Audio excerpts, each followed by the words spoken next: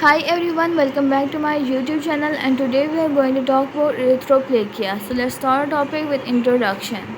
Erythroplakia is bright red patch of oral mucosa that cannot be clinically or pathologically diagnosed as any other condition. It is considered one of the most dangerous oral potentially malignant disorder with a very high rate of epithelial dysplasia and malignant transformation. Although less common than leukoplakia, it carries a much greater cancer risk. Definition: according to World Health Organization, erythroplakia is purely red patch of oral mucosa that cannot be characterized clinically or pathologically as any other definable disease. It is a diagnosis of exclusion and required ruling out causes such as trauma, infection, inflammation, or allergic reaction.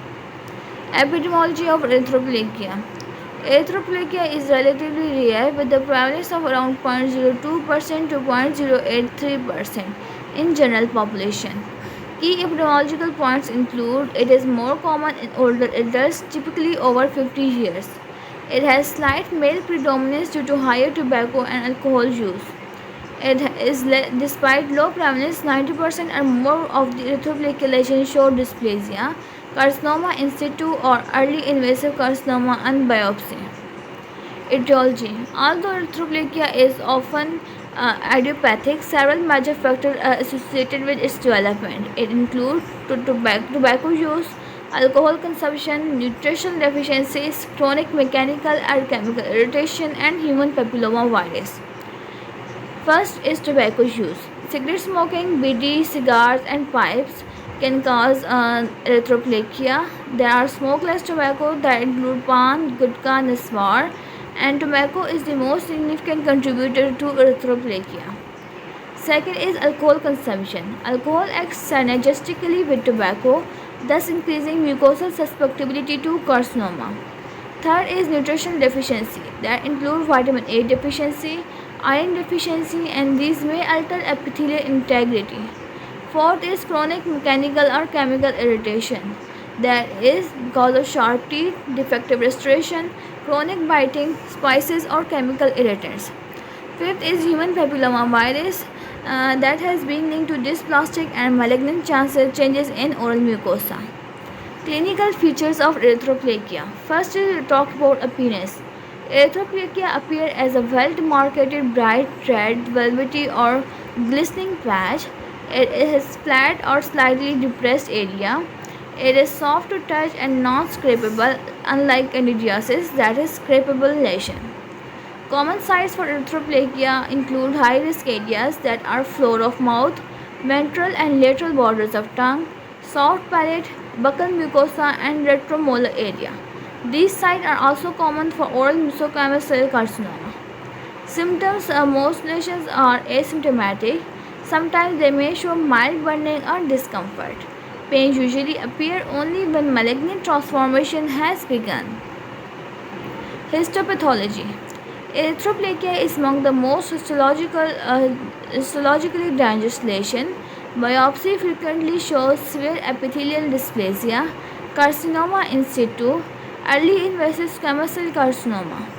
Microscopic features include loss of keratin layer, thinned epithelium, increased vascularity, cellular pleomorphism, hyperchromatic nuclei, numerous mitotic figures, and disrupted epithelial stratification. More than 85 to 95% of lesions show precancerous or cancerous features. Differential diagnosis. Before diagnosing erythroplakia, clinicians must exclude other red lesions such as erythematous candidiasis, atrophic lichen planus, allergic or inflammatory mucositis, thermal burns, trauma-induced erythema, erosive lesions. These conditions either have identifiable cause or show characteristic clinical features. Malignant transformation. Erythroplakia has the highest malignant transformation rate among all potentially malignant disorders.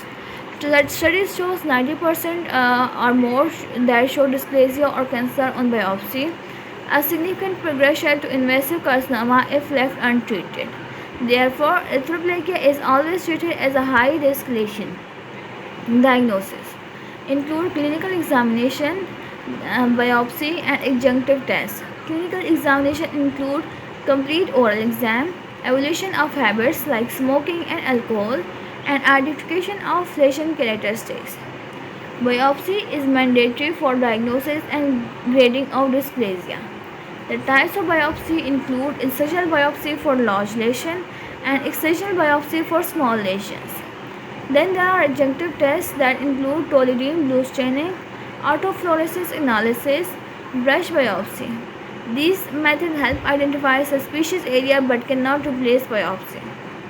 Management focus on eliminating risk factors and surgically treating the lesions. Elimination of risk factors include stop smoking, reduce or stop alcohol use, fix sharp teeth or fertility restorations, and improve diet like vitamin A, folate, and antioxidants. Second is surgical management. It is because of high cancer risk, complete removal is strongly recommended. Scalpel excision, laser excision, cryosurgery, and margin should be cleared to reduce recurrence. Third management is medical therapy. That there is no reliable medical treatment for erythroplakia. Topical agents and vitamins alone are not effective. Fourth is regular follow-up. That patient must be kept under strict monitoring, typically every 3 months for the first year and every 6 months lifelong to this ensure early detection of recurrence or new lesions. Prevention is done by primary prevention and secondary prevention. Primary prevention include avoid tobacco and alcohol, maintain proper oral hygiene, balanced diet that is rich in antioxidants, and regular dental checkups. Secondary prevention includes early identification of red lesions, biopsy of suspicious area, and monitoring high-risk individuals. Conclusion of this lecture video. Erythroplakia is rare but extremely high-risk precancerous lesion of oral mucosa, characterized by bright red appearance and strong association with severe dysplasia and oral squamous cell carcinoma. Prompt diagnosis through biopsy, complete surgical removal, and elimination of risk factors are essential to prevent malignant transformation. Lifelong follow-up is necessary due to its dangerous nature. And this was all about erythroplakia. Hopefully you liked the video. If you do, don't forget to like, share, subscribe, and comment. Thank you for watching.